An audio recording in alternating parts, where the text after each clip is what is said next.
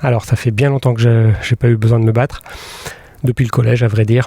Et par contre, quand cette nuit à 2h30 du matin, j'ai été réveillé par une personne qui était chez moi en train de prendre des affaires, j'ai bien été obligé d'essayer de l'arrêter, de récupérer ce qui m'appartenait. Donc voilà, c'est ça qui s'est passé. La personne est rentrée chez moi parce que malheureusement j'avais oublié de fermer à clé la porte de la maison, mais c'est pas une raison pour rentrer chez les gens. Il n'empêche que il avait un ordinateur portable dans les mains. Et donc quand je suis sorti en caleçon et que j'ai vu que c'était pas un de mes enfants qui rentrait mais que c'était une autre personne qui partait avec mes affaires, et ben je l'ai attrapé comme ça, je l'ai serré dans mes bras dans le couloir de l'entrée et il me dit non mais je me suis juste trompé de maison, mais non mais bon je suis un peu bourré, laisse-moi, je me suis trompé, et il me dit non l'ordinateur c'est à moi, et puis j'ai dû me battre avec lui, pas à coups de poing mais forcé, pour réussir à récupérer mon ordinateur qui était bien le mien. Et la personne, moi quand je regardais l'ordinateur voir s'il était bien, évidemment la personne est partie, et alors qu'elle était mon portillon, voilà, parce que gentiment le voleur voulait quand même refermer le portillon du jardin. Je lui dis écoute, ce que t'as fait là ça va pas, et puis Dieu est vraiment pas content et il va te punir, tu vas mal finir ta journée. Et j'ai pas dit ça avec animosité, j'ai pas dit ça avec l'envie qu'il lui arrive du mal ou par envie de vengeance. C'est simplement que en tant que fils de Dieu, en tant qu'homme de Dieu, j'ai senti qu'il n'y avait pas à laisser passer ce genre de choses, mais en même temps, c'était pas à moi de chercher à me venger ou à punir ou voilà, même à appeler la police pour qu'il se passe quelque chose. En fait, dans cet état-là, j'ai dit moi j'ai récupéré ce qui m'appartient, c'est à Dieu d'être le juge entre lui et moi. Et comme dans la bagarre je m'étais fortement cogné le genou, je suis monté dans ma salle de bain et j'étais en train de me mettre un contre-coup quand quelques minutes après j'ai entendu des cris dehors et je me suis dit c'est bon, il a dû aller chez un voisin et recommencer. Et en effet il était 3-4 maisons plus loin. Par contre là les gens étaient plusieurs et ils l'ont attrapé, ils l'ont gardé et ils ont appelé la police, ce qui fait que un petit quart d'heure après que moi je lui ai dit qu'il allait pas bien finir sa journée, il est parti devant moi, les mains, les poignets menottés dans le dos, dans la voiture de police. Il avait l'air quand même assez penaud.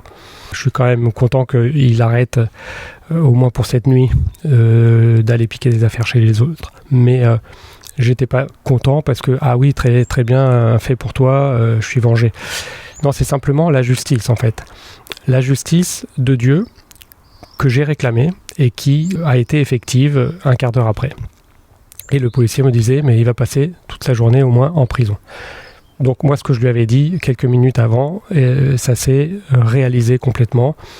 Et c'est pas de mon ressort, puisque moi, j'ai pas appelé la police, et c'est du fait que Dieu a fait justice. Et il y a dans la Bible plusieurs épisodes où des personnes, des hommes de Dieu, des disciples de Jésus, demande pour que la justice de Dieu s'accomplisse. Et il y a un épisode dans 2 Rois où c'est Élisée, le prophète, et il est en train de marcher vers Bethel, dans un village, et puis il y a des adolescents qui se moquent de lui de plusieurs manières.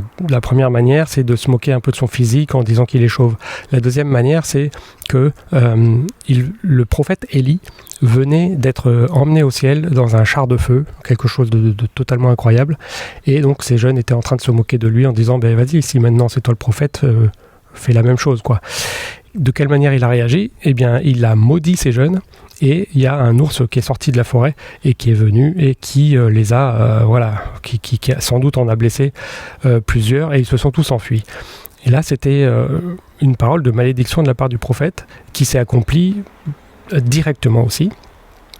Par contre, on voit quand les disciples de Jésus sont avec Jésus en train d'aller vers Jérusalem, à un moment donné, ils sont en train de chercher un logement sur la route pour tous pouvoir manger et dormir, et ils vont demander dans un village de Samaritains.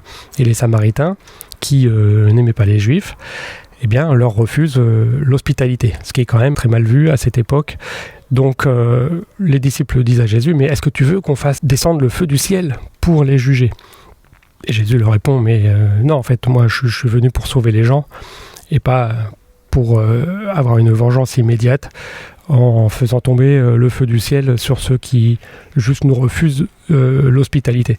Donc il y a plusieurs manières de voir comment Dieu fait justice à ses enfants. C'est parfois celui qui a voulu faire du mal ou qui a vraiment fait du mal, eh bien, se retrouve directement impacté par ses mauvais choix et par une justice divine qui se fait là, avec ou sans l'intervention de la personne qui est Élisée, lui, c'est lui directement qui a maudit. Et c'est pas quelque chose que nous devons faire, puisque Jésus nous explique qu'on n'est pas là pour maudire, mais pour appeler au salut. Par contre, on peut demander la justice de Dieu, juste pour que les choses soient rétablies et que ça ne reste pas impuni. Et voilà donc ce que j'ai pu vivre cette nuit et qui était quand même une expérience assez unique pour moi.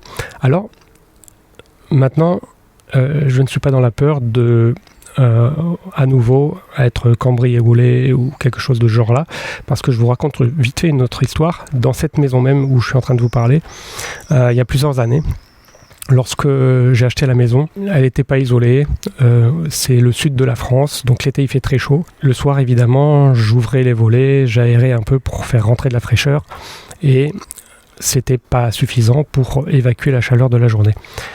Et un soir que je disais, Seigneur, quand même, il va falloir que je trouve une solution, parce que là, c'est quand même pas facile de dormir la nuit avec des températures comme ça. J'avais juste levé mes volets à mi-hauteur, il y avait des fenêtres que je refermais, et je sens le Seigneur qui me dit, mais est-ce que tu me fais confiance ?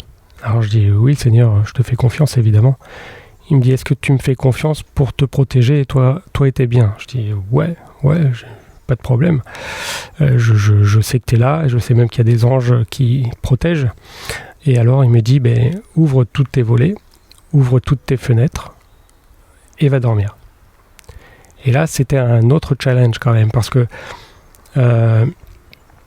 en plein été, alors que les gens se promènent, que la nuit il peut y avoir n'importe qui passe dans le quartier, c'est une place assez passante, d'avoir les volets et les fenêtres d'ouvertes où il suffit d'enjamber un petit garde-corps pour rentrer chez moi.